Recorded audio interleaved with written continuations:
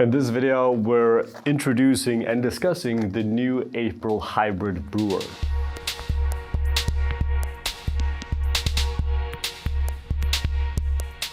Welcome, my name is Patrick Rolfe and this is Coffee with April. For this episode, we are going to look into our latest release of Brewer. It's a brewer that we talked about quite a lot on this channel and also social media in general, and it's been quite expected from us. And we've been trying different prototypes now for almost a year, so it's been a long process. And we're happy to kind of launch this at the World of Coffee that has already been here in Copenhagen when you see this video. Now, the brewer itself is called the April Hybrid Brewer, and the whole point with this brewer is to be able to move between classic percolation brew, which basically a continuous flow rate, and immersion brews, where we're actually able to lock in that flow rate. Now, one of the questions here is, why do you want to do that in the first place? And what is the kind of improvement from the normal April brewers? Well, the thing is, coffee today can be very different in terms of what kind of coffees you're brewing. All of these coffees have different flow rates and slightly different qualities. And we wanted a brewer that can give us a little bit more versatility in terms of testing different styles of brewing. So one of the things that we can do in here is that we can work with a similar recipe, a similar pouring structure to the classic April Brewer, but here we can then lock in that flow rate at different phases in the brew and get different results. So it's a brewer for those of you that want to have a little bit more choice when you're brewing. I want to deep dive into a little bit more of a detailed oriented style of brewing that can potentially unlock more potential out of that coffee.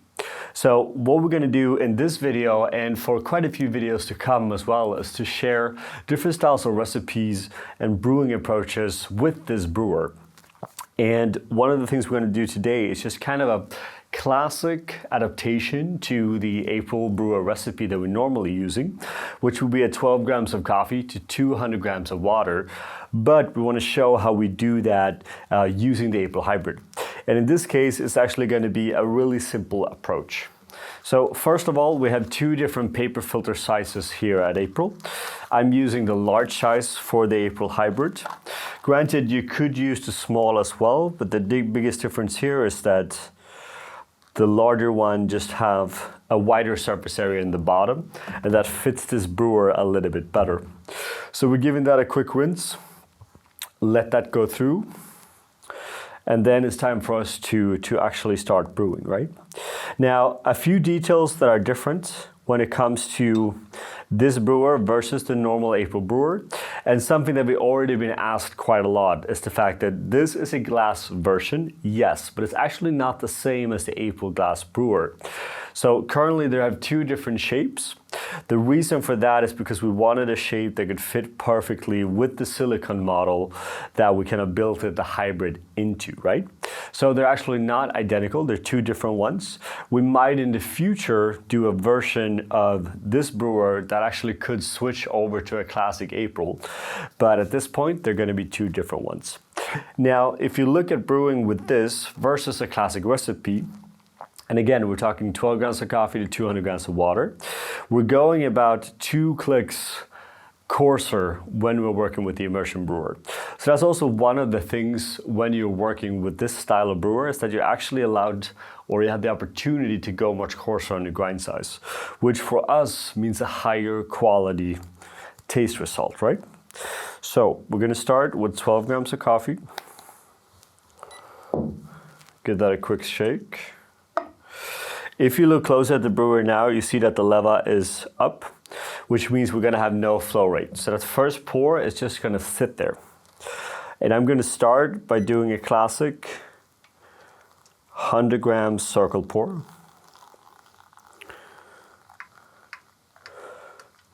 Within 10 seconds. So basically a very similar style to brewing or pouring as with that classic April Brewer. Obviously the biggest difference here now is that now the water and the coffee sits together in the brewer, and this is allowing us to extract the coffee differently. In this case, we're brewing a natural processed geisha from the Elida estate that just won Best of Panama in Panama. Sometimes with these coffees you have a slightly faster flow rate, and then it's actually really helpful to slow that down in order to increase that contact time. So we're letting it sit up to 50 seconds. After that, I'm opening up the brewer and I'm doing that final pour at the same time. So now we're going up to 200. Circle pour into a 30 gram center pour. So 70 gram circle into a 30 gram center pour for 10 seconds. And then we're just gonna let that go through. And what's so interesting here is that that little extra contact time in the beginning actually makes such a difference on the taste. Now, granted, this varies a lot depending on the different coffees that you are brewing with. So you can spend a lot of time basically testing different versions in order to get the kind of perfect version. But what we're going to do is we're going to make sure to supply you with a full range of recipes for the coffees that we are working with here at April as well.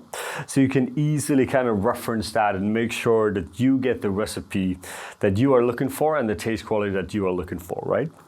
So in the end of the day, what we wanted to do is to take that function of working with a full immersion system, which you can find in a few different versions around in the coffee world already, right? The Clever, the Hario Switch. There's a few different versions of them, and they're all really interesting and produces a great cup of coffee. And what we were looking for is how can we take that flatbed brewer and turn that into a similar system to then maximize what we can get out of the April styles of coffee. So we took a little bit of break, removed the brewer, had ourselves some coffee, and wanted to make sure that this recipe really gave us the cup of coffee that we were looking for, right? And one of the questions here is like, okay, so why run with an April Hybrid Brewer, right? What's the point of this kind of new version? And it's, first of all, one, it's exciting and interesting to see what are the maximal potential of what we can get out of the April Brewers in the first place, right? It's really a journey where we're exploring how can we make our coffee here at April taste better. And there's been so many times over the years where I've been brewing different coffees where I haven't always been completely happy with how they come out. I've always felt there's something more that we can get out of it. And I find it again and again when I now have a little bit more tools in the toolbox to play with in terms of testing those different extractions, I'm always able to, in the end, get that kind of perfect version of the coffee. So this is, I think, something really interesting, especially when we're looking for sweeter coffees, more balanced coffees. You are able to brew a slightly stronger cup of coffee and still have a really great, clean texture to it. And then we're kind of using the classical brewers when we're looking for more of that kind of vibrancy, acidic, juicy cup profile that we often go for here at April, right? So it's really about having that choice, and it's about being able to adapt to the different styles of coffee that are out there today, and to be able to then hopefully go in and win some of those competitions as well, right? With that, this is just one of many videos where we're about to launch, talking more about this brewer. We have a few guests coming in the future as well. We have paper filters for it as well coming. So all of that is in the making, and we'll take in this step by step. As we said in the beginning of this video, if you've already seen this, then it's because we launched this during the World of Coffee, and that was a small limited batch that we launched in Copenhagen. And we're going to launch a much larger batch, or the next production runs, beginning this autumn. So if you're interested in the brewer, have any questions, any thoughts, start by just commenting below here. Subscribe, do all of that is always very helpful. If you're a Patreon member, you already have a bunch of insight on this brewer because you're the first one that will get it. And with that, we're just excited to kind of bring you that next generation of the April Brewer. And we're looking forward to doing more of these videos and share more content around it as well as we move on later in the year. So with that, we just want to say thank you for watching as always, and have a good day. We want to give a special thank you to all of our Patreon supporters.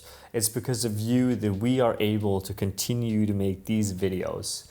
And we want you all to feel free to always come with suggestions and ideas on the content that you want to see, because we are doing this for you and because of you. Thank you from all of us here at April.